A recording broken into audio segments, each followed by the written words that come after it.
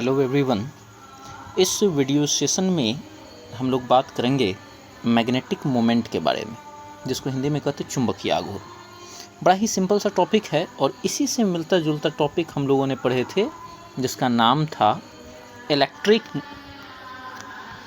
Moment, जिसको पूरा नाम हम लोग इलेक्ट्रिक डाइपोल मोमेंट बोला करते थे, जिसको हिंदी में कहा गया था विद्युत द्विध्रुव आघूर्ण। आई होप आप लोगों को याद होगा। हम लोगों ने इसको पढ़ा था फर्स्ट चैप्टर में, जिसमें आपको मैंने कुछ बताया था कि वेक्टर P बराबर होता है Q into of 2L। I hope आपको याद आ गया हो, जिसमें एक प्लस Q हुआ करता था, इधर माइनस Q, और इनके बीच के सेपरेशन होते थे 2L। बिल्कुल वही बात हो रही है अगेन, बदल करके। ठीक है, तो समझिए अब की बार भी वही है, बस यहाँ जो प्लस Q और माइनस Q का जो किरदार था उसको निभाया जा रहा है N और S के द्वारा, और इनकी जो ध्रुव प्रबलता है वही Q का किरदार निभाएगा। जैसे यहाँ पर का ध्रुव प्रबलता होगा M और यहाँ पर का भी M। M1 M2 यहाँ नहीं बोलेंगे क्योंकि ये एक ही चुंबक है, तो दोनों के ध्रुव प्रबलता एक समान होंगे, इसलिए दोनों के लिए M शब्द का ही प्रयोग करेंगे। ठीक है, तो ये आपको समझाने के लिए मैंने थोड़ा सा रफ वफ कर दिया, ताकि मैं कनेक्ट करवा सकूँ कि ये बातें हो कहाँ से रही है और इसका लिंक किस से। तो आई होप आपको ये बात समझ में आ गया होगा कि जस्ट इसी से मिलता जुलता टॉपिक हम लोगों ने कभी पढ़ा था। तो अब मैं आपको सही तरीक़ा से बताता हूँ कि ये चीज़ है क्या। तो देखिए जाए, तो परिभाषा पर सबसे पहले ध्यान दीजिए। वही सिंपल सी बात है, जैसे परिभाषा पर न भी ध्यान दे करके केवल फार्मूला पर ध्यान दीजिए, उसी से परिभाषा बन जाएगा। देखिए यहाँ मैग्नेटिक मोमेंट जो निकाला गया है, ये कैसे निकाला गया? तो इसके लिए ध्रुव प्रबलता जो ये M है, इसका गुना इस 2L से किए, जिसको कहते हैं प्रभावी लंबाई। तो यदि आप M का गुना 2L से कर दो तो जो आएगा उसी को कहेंगे मैग्नेटिक मोमेंट। अब इसी बात को लिख देना है। तो देखिए ज़रा, किसी दंड चुंबक के लिए उसके ध्रुव प्रबलता M तथा प्रभावी लंबाई 2L के गुणनफल को चुंबकीय आघूर्ण कहा जाता है। तो यही बात हम लोग कर ही रहे थे अभी जस्ट। उसके नीचे ये सब फोटो बना लीजिएगा, जिसको मैं रफ कर दे रहा हूँ, उसको आपको नहीं लिखनी है। तो देखिए अभी जितना आपको दिख रहा है ना, बस यही आपकी नोटबुक में दिखना चाहिए, एकदम फ्रेश टू फ्रेश, यही डन। तो यहाँ पर एक मैंने दंड चुंबक बनाया है, जिसके लिए देखिए ऊपर N पोल, यहाँ S पोल है, यहाँ पर की ध्रुव प्रबलता M है, इसकी भी ध्रुव प्रबलता M है, और दोनों ध्रुव के बीच की दूरी है 2L, जिसको प्रभावी लंबाई कहते हैं। तो मैग्नेटिक मोमेंट का फॉर्मूला होगा M = M × 2L। और हाँ, ध्यान रहे, ये जो M आपको दिख रहा है ये सदिश राशि है। It is a vector quantity. ये क्या है? वेक्टर क्वांटिटी, सदिश राशि। ठीक है। और हाँ, एक और बात, ये फॉर्मूला हम लोग पढ़े भी हैं, चुंबकीय आघूर्ण का एक और फॉर्मूला पढ़े थे जस्ट पिछले चैप्टर में, याद कीजिएगा। M = IA। एक वीडियो भी होगा अवेलेबल जिसमें मैंने ये पढ़ाए थे, लेकिन वो क्या था, वो लूप के लिए था, और ये जो है दंड चुंबक के लिए है। इस पर कुछ न्यूमेरिकल भी किया गया था, ये फिर आगे मैं भी चर्चा करूँगा अभी। ठीक है, तो आपको चुंबकीय द्विध्रुव के लिए जो द्विध्रुव आघूर्ण है या चुंबकीय आघूर्ण है, ये बात समझ में आ गई होगी। तो इसको स्क्रीनशॉट लीजिएगा और फिर नोट डाउन कर लीजिएगा।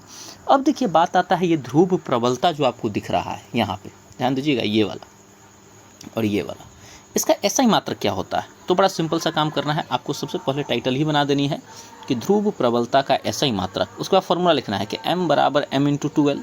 अब हमें पता है कि ये जो स्मॉल m है, यही तो हमारा ध्रुव प्रबलता है, तो इसलिए स्मॉल m बराबर निकालेंगे। तो स्मॉल m बराबर हो जाएगा M/2L। फिर हमें ये बात पता है कि m जो होता है चुंबकीय आघूर्ण, इसका फॉर्मूला कभी पढ़े थे IA, जिसमें करंट का होता है एम्पियर और क्षेत्रफल का होता है मीटर स्क्वायर। तो हमें पता है कि m का जो ऐसा यूनिट है वो होता है एम्पियर मीटर स्क्वायर, तो यहाँ लिखा हुआ है। फिर लंबाई का होता है मीटर, फिर नीचे वाला मीटर से m स्क्वायर कटे हो गया, तो बचा क्या? Ampere metre. तो ये इसका SI मात्रक है। ये बहुत इंपॉर्टेंट है, आपको ध्यान में रखनी है। परीक्षा में अनेकों बार पूछे जा चुके हैं और अगेन पूछी जाएगी, तो इस बात को आपको ध्यान में रखना है। अगर आपसे कोई कहे कि ज़रा बताइए कि ध्रुव प्रबलता का SI मात्रक क्या होता है, तो आपको बोलनी है एम्पियर मीटर। क्या बोलनी है? Ampere metre. तो आई होप आपको ये बात याद हो गई होगी। इसका भी स्क्रीनशॉट लिया जाए और फिर नोट डाउन कर लीजिएगा बाद में। अब देखिए अगला है ध्रुव प्रबलता का विमीय सूत्र। अब SI मात्रक जो निकाल लिया, उसके लिए विमीय सूत्र कुछ नहीं है, एकदम सिंपल सी बात है। तो देखिए ध्रुव प्रबलता का विमीय सूत्र। तो इसके लिए भी again formula m equal to m into 2l, फिर स्मॉल m बराबर कैपिटल M बटा में 2l। आपको m का फार्मूला जस्ट अभी मैंने लिख के बताए थे I इंटू ए, और 2l का 2l ही लिख दिए। अब जरा सोच के देखिए, जो विद्युत धारा है I, इसका क्या होता है A एम्पियर, क्षेत्रफल का क्या होता है लंबाई गुने चौड़ाई L स्क्वायर, लंबाई का क्या होता है L। अब नीचे वाला L से इसका स्क्वायर कट गया तो LA बचा, ये देखिए LA, M और T दिख नहीं रहा है तो उसको डालिए और उसका पावर 0 कर दीजिए, दैट इज इट। तो ये आपका जो है काम होता है यहाँ पे कंप्लीट विमीय सूत्रों को लेकर के भी। तो ध्रुव प्रबलता का विमीय सूत्र भी आपको समझ में आ ही गया। अब आगे बढ़ते हैं कूलम्ब्स लॉ फॉर मैग्नेटिज्म। तो कूलम्ब्स लॉ जो है मैग्नेटिज्म के लिए क्या होगा, इसके लिए अगर आप एक बार चैप्टर नंबर 1 में जो कूलम्ब के नियम थे, नॉर्मल कूलम्ब्स लॉ, वो पढ़ लीजिएगा तो आपको लगेगा ये कुछ है ही नहीं, ठीक है, और बहुत लोग को तो याद भी होगा। तो समझिए चुंबकत्व के लिए कूलम्ब के नियम क्या है। तो सिंपल ध्यान दीजिए, मैं आपको रिलेट भी करवा देता हूँ थोड़ा, याद कीजिएगा। वहाँ ऐसे हम लोग फोटो बनाते थे कि एक चार्ज यहाँ पर Q1 था, इससे कुछ डिस्टेंस पर एक चार्ज Q2 था और डिस्टेंस भी दिया हुआ रहता था R, और हम लोग बोले थे कि इनके बीच लगने वाला जो इलेक्ट्रिक फोर्स है वो दोनों चार्ज के प्रोडक्ट के समानुपाती और इनके बीच के दूरी के मतलब R के वर्ग के व्युत्क्रमानुपाती होता है। आई होप आपको ये बात याद हो। सेम टू सेम यहाँ करना है, बस Q को रिप्लेस कर देगा ये M, ठीक है, और ये R तो खैर R है। तो आप समझ पा रहे होंगे कि यहाँ पर क्या सब होने वाला है और कैसे कैसे होने वाला है। तो अब मैं थोड़ा सा इसको क्लीन करता हूँ और इसी बात को मैं यहाँ पे लिख के दिखाऊंगा आपको, ठीक है, लिख के दिखाऊंगा कि लिखा हुआ है, बस मुझे एक्सप्लेन कर देनी। तो देखिए ज़रा, तो यहाँ पे लिखा हुआ है, देखा जाए, दो ध्रुवों के मध्य आरोपित चुंबकीय बल उन दोनों ध्रुवों के ध्रुव प्रबलताओं मतलब M1 और M2 के गुणनफल के समानुपाती होता है। देखिए गुणनफल के समानुपाती नीचे लिखा हुआ भी है, F समानुपाती M1 M2, तथा उन दोनों ध्रुवों के बीच के अंतराल के वर्ग के व्युत्क्रमानुपाती होता है, मतलब R स्क्वायर के व्युत्क्रमानुपाती। व्युत्क्रमानुपाती बोले ना तो 1 के बटा में डाल देना है चीज़ें, ठीक है। अब पहला जो हिस्सा मिला उसको कहा गया इक्वेशन 1, दूसरा को इक्वेशन 2। अब दोनों को कंबाइन करेंगे बाय इक्वेशन 1 एंड 2। तो जो फॉर्मूला मिला फाइनली वो मिला F समानुपाती का चिन्ह M1 M2 बटा में R स्क्वायर। प्रोपोर्शनलिटी का साइन हटाए तो आया म्यू0 बटा में 4 पाई, बाकी जैसे का तैसे उतार दीजिए। फिर आपको पता है बायो सावर्ट्स लॉ में सबसे पहले चर्चा किया गया था इसका कि म्यू0/4 पाई का मान क्या होता है 10⁻⁻7 न्यूटन पर एम्पियर स्क्वायर, ठीक है। ये मात्रक और भी हो सकता है बट हाँ फिलहाल के लिए ये याद रखिए, ठीक है। अब इस पर एक क्वेश्चन है वो भी देख लीजिए। तो क्वेश्चन क्या है, क्वेश्चन ये है कि ध्रुव प्रबलता M1 तथा M2 दो चुंबकों के ध्रुवों के बीच की दूरी आधी की जाए तो चुंबकीय बल पर क्या प्रभाव पड़ेगा। देखिए इसका सिंपल मतलब है, सेंटेंस में थोड़ी सी मुझे गड़बड़ी लग रही है तो एक बार मैं ढंग से पढ़ता हूँ। देखिए तो ध्रुव प्रबलता M1 एवं M2 वाले, यहाँ वो की जगह क्या लिखना चाहिए था, वाले, M1 तथा M2 वाले, हाँ अब ठीक है।